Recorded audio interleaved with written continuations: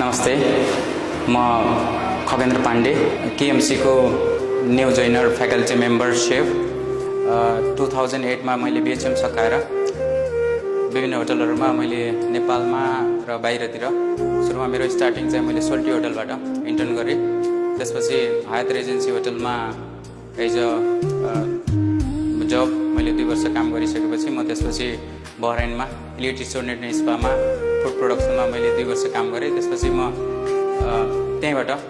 Dubai हिल्टनमा opportunity पाएँ र हिल्टनमा मैले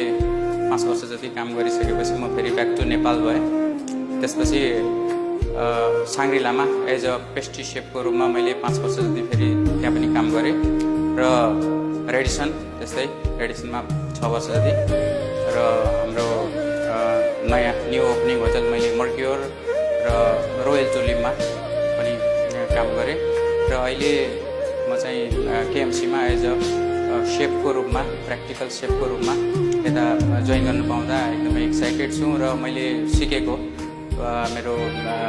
फुड प्रोडक्सनको स्किल प्र्याक्टिकल स्किलहरू म स्टुडेन्टहरूलाई सेयर गर्नु पाउँदा म एकदमै खुसी छु र हाम्रो अहिले रेगुलर यहाँ प्र्याक्टिकल चलिरहेको छ किचन प्र्याक्टिकल।